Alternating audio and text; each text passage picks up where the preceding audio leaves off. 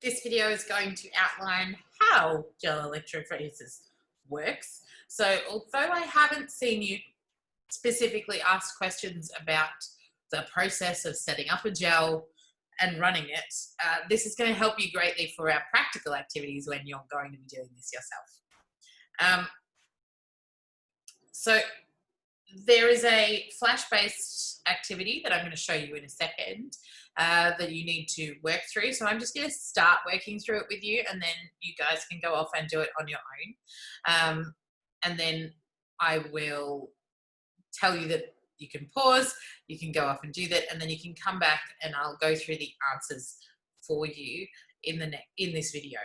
So it's a pretty cool little simulation. I'm actually just going to change what I'm sharing with you now. So this is the simulation that you're going to be doing. So it is a flash-based simulation. So it won't work on an iPad, but it will work on your computer if you can install Flash. Sometimes if you need to, if you're on Chrome, you can come up here and use site information, and I go, okay, I'm going to allow for Flash.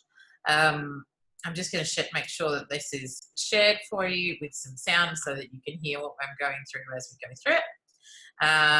And then here is your little liquid that you're going to go through.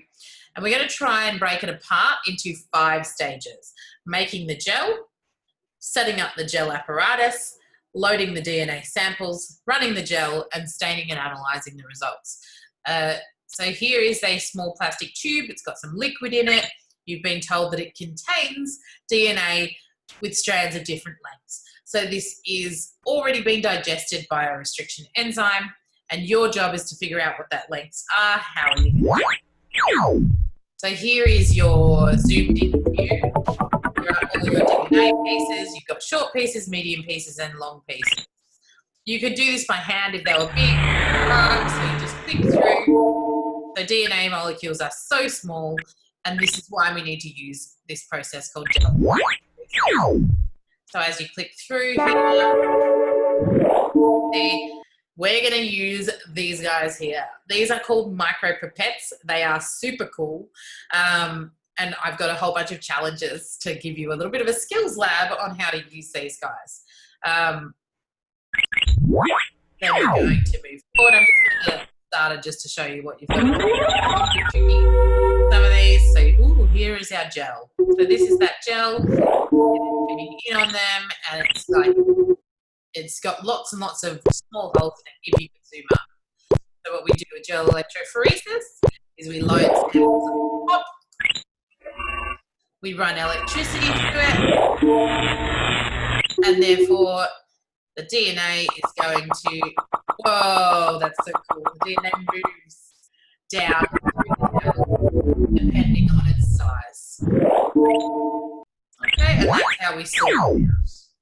And you end up with an iPad that looks a little bit like this. Now we can see them with your naked eye.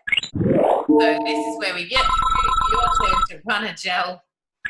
So let's think about making the gel to begin. So you click through, you come into the lab. You need some powdered agarose, which is agar powder. You need a flask, a mold, a comb, buffer, and a microwave. So I haven't decided yet if we've got time. You guys are going to do this yourself. Otherwise, these gels will already be prepared for you. But this is what I wanted to show you. So what you need to do is you need to click and literally drag the spoon over and drop it in there. So I've showed you how to do one step. I'm just going to do one more just to show you. So kind of get the buffer ready. You pour it over here. So if you're ever wondering what to do, it won't let you click forward. You need to press some buttons. So you have to press the open button and move.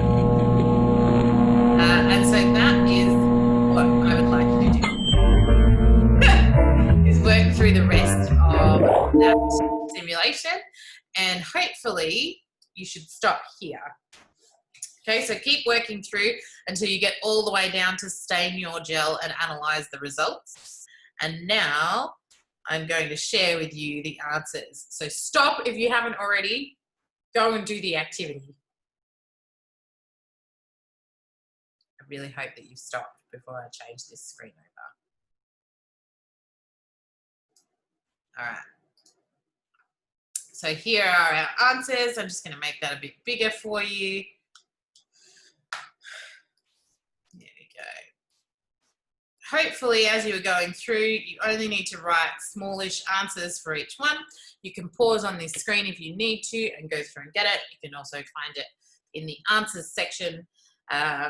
So hopefully you dissolved and melted the agar, you poured it into a mold and you taped the ends off, you placed a comb in it, you solidified it, and then you removed the comb and found some wells. Then it tells you how to set up the gel apparatus, you pour in the buffer in, you place the gel in, all good. Then you have to load the DNA samples, and that's using the really cool micropipette.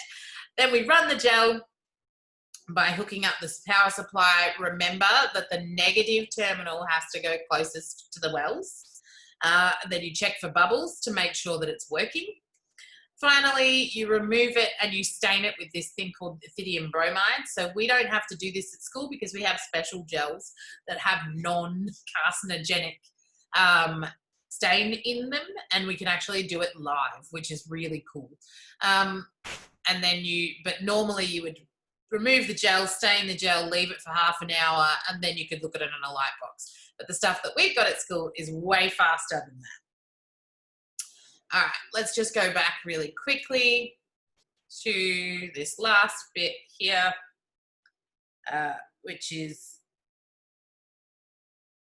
when you've got, let's just summarize up all the things that we just talked about with how you do gel electrophoresis. So you've got a mess of DNA, strands of different lengths, and you can separate them out. So it all relies on the fact that DNA is negatively charged. The DNA fragments get placed in wells at the top of the gel. You apply an electric current over it. They move towards the positive terminal. Yeah? Remember, if DNA is negatively charged and the terminal is positively charged, you are going to be attracted to the opposite and repelled from the negative charge that's there. The agar is actually a mesh, and it passes through there and it moves towards the positive electrodes. And you've got to think about it in terms of how much resistance you've got on the way through. So small fragments are going to move quite fast through the gel. Larger fragments are going to get a lot more stuck, and it's going to take a lot more effort to move throughout the gel. And that is how gel electrophoresis works.